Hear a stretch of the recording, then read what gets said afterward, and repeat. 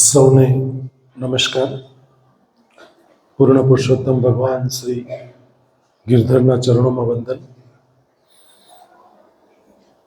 Debate સમિતિના IQSL દ્વારા આયોજિત નિબંધ સ્પર્ધાના કાર્યક્રમમાં ઉપસ્થિત મારા વાઇસ પ્રિન્સિપલ ડૉક્ટર હિતેશભાઈ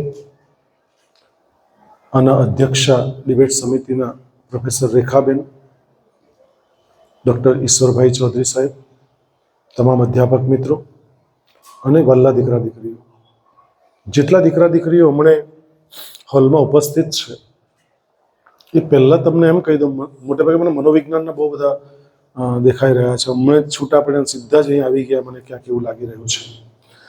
થોડી ક્ષણો પહેલાં જ છૂટા પડ્યા આપણે. તો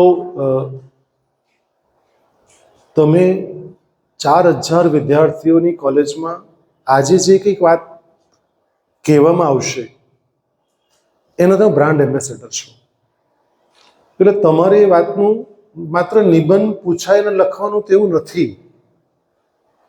નિબંધમાં જિંદગી જીવવાની છે. રાઈટ?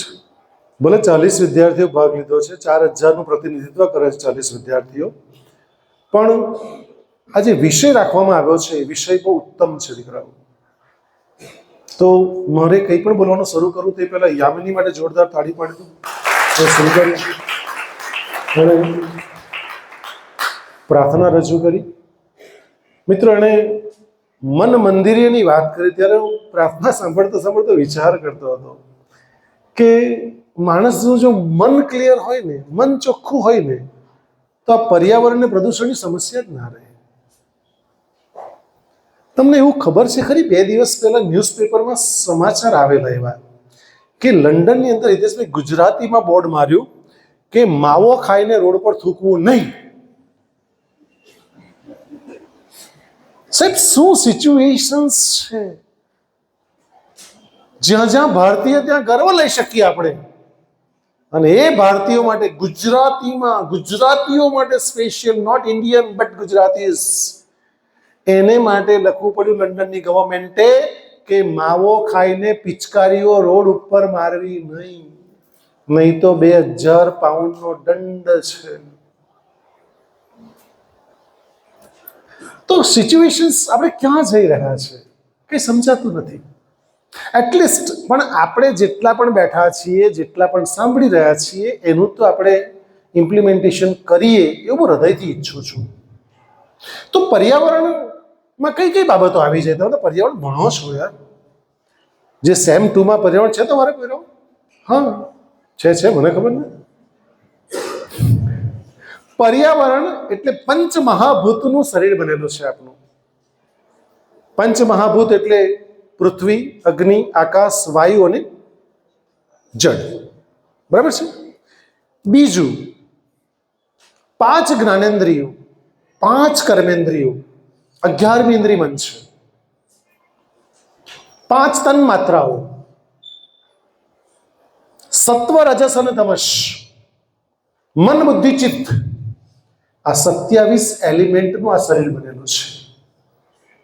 જેટલા પણ આ 27 એલિમેન્ટનું બોલી ગયો, એ 27 એલિમેન્ટને એ જ વ્યક્તિ જેનું બનેલો છે તેને જે નુકસાન પહોંચાડે છે. આ તો એવું કહેવાય કે માણસ પોતાની જાત પર કુવાડો મારે છે.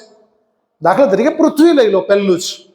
આમાં તો 2-4 કલાક બોલાય તેવું છે પર્યાવરણ ઉપર. તો કે મારી રિસ્પોન્સિબિલિટી છે કે પૃથ્વીને હું ખરાબ નહીં કરું.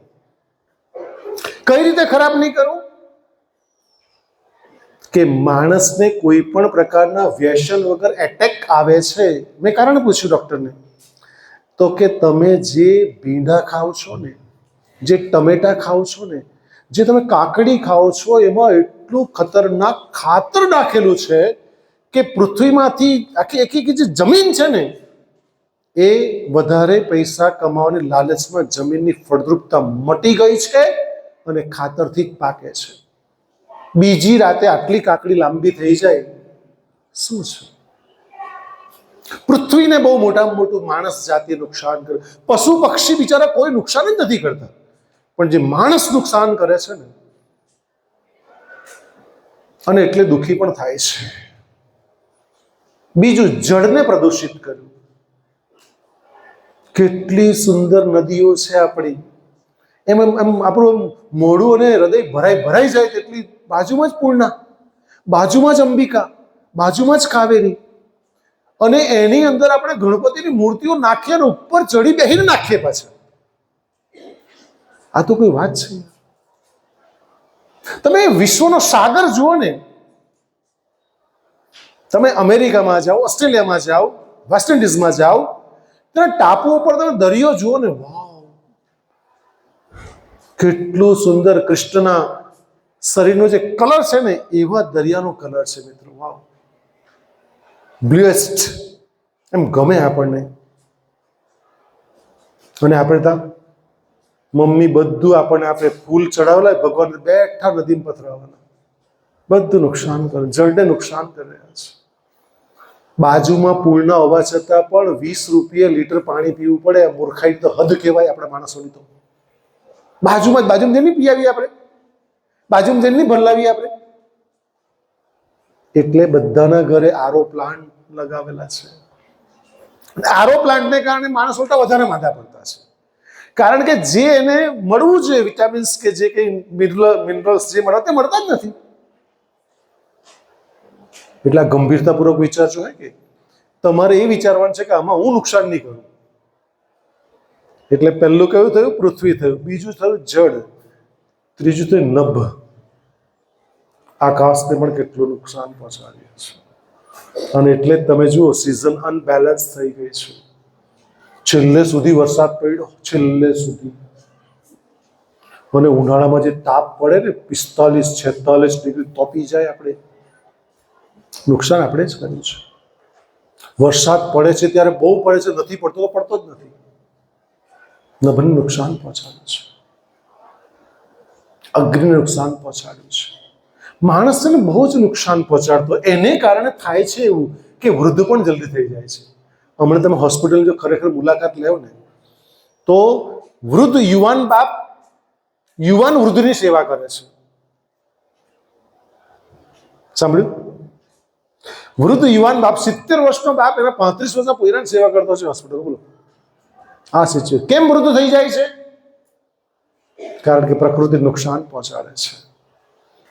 મને તમે ખાલી એટલું કહો, છેલ્લી વાત કહું કે પોપટને ગરડો, આ ગરડો પોપટ ચાલે છે, આ પોપટ ચાલે ગરડો છે, આ મોર ગરડો થઈ ગયો. સાંભળ્યું છે? જોયું છે કોઈ દિવસ? નહીં, કોઈ દિવસ નહીં.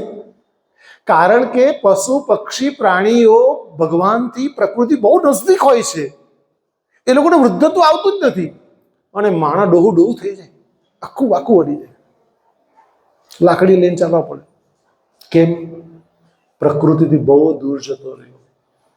અને માણસ એટલો ચીટર છે કે જ્યારે જન્મો ત્યારે જ કીધું, પહેલા ભગવાનને કમિટમેન્ટ આપેલું કે હું તારું નામ સ્મરણ રોજ માળા કરા જન્મ પહેલા. અને પછી જેવો જન્મ્યો ને અને એક ચીમટો ડોક્ટરે ભર્યો તો જે રડ્યો ને તે પહેલું રડ્યો કેવું ખબર? તમે કેવી રીતે રડ્યો? એટલે હું આ તું તા. જય રામજી કી. ના તો તૂટી ગયો દીકરાઓ.